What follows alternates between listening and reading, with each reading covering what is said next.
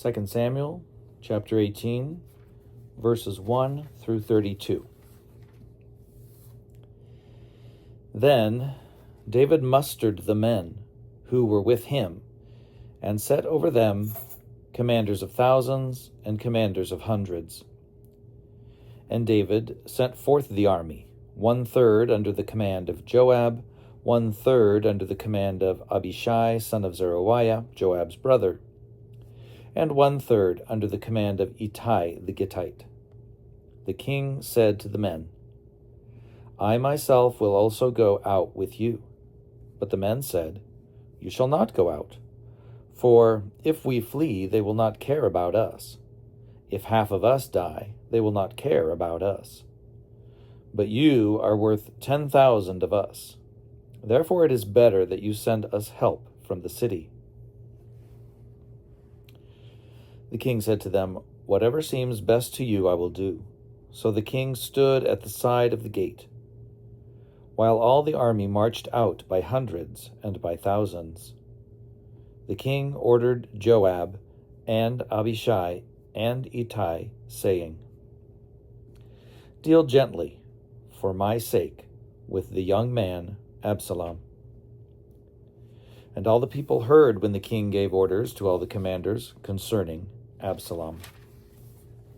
So the army went out into the field against Israel, and the battle was fought in the forest of Ephraim.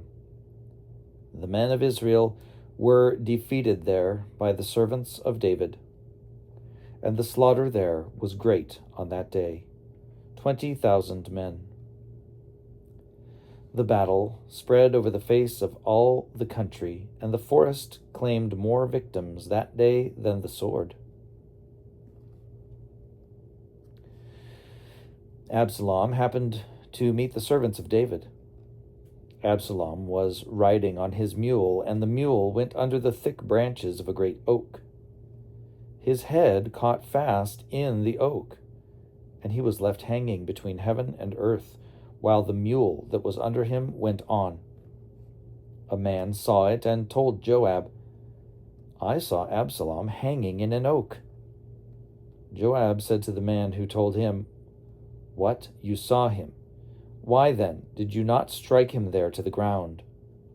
I would have been glad to give you 10 pieces of silver and a belt.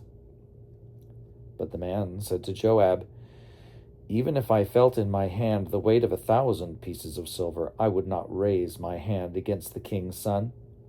For in our hearing the king commanded you and Abishai and Ittai, saying, For my sake, protect the young man Absalom. On the other hand, if I had dealt treacherously against his life, and there is nothing hidden from the king, then you yourself would have stood aloof. Joab said, I will not waste time like this with you. He took 3 spears in his hand and thrust them into the heart of Absalom while he was still alive in the oak.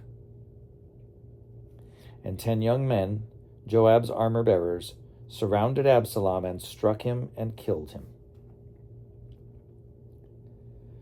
Then Joab sounded the trumpet, and the troops came back from pursuing Israel,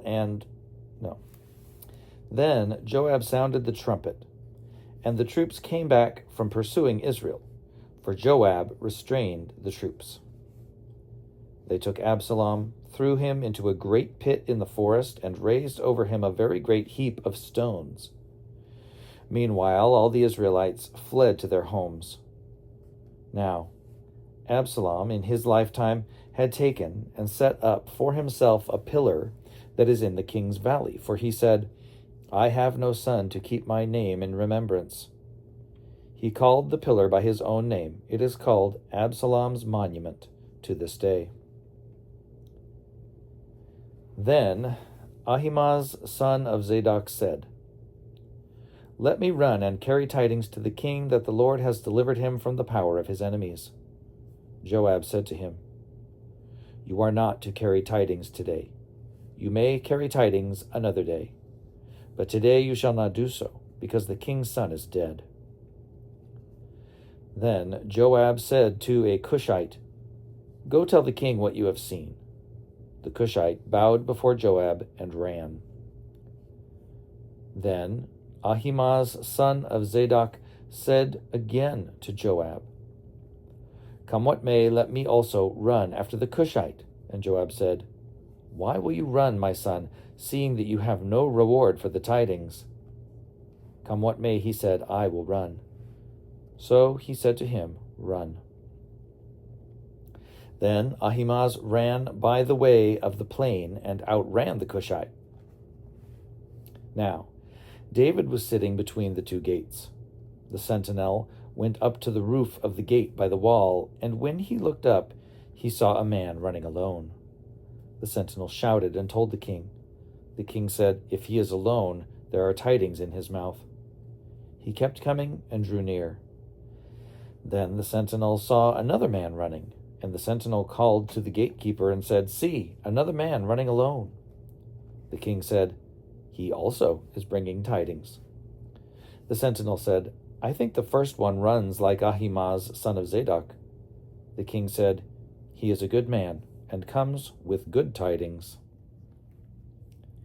Then Ahimaaz cried out to the king, "All is well." He prostrated himself before the king with his face to the ground and said, "Blessed be the Lord your God, who has delivered up the men who raised their hand against my lord the king."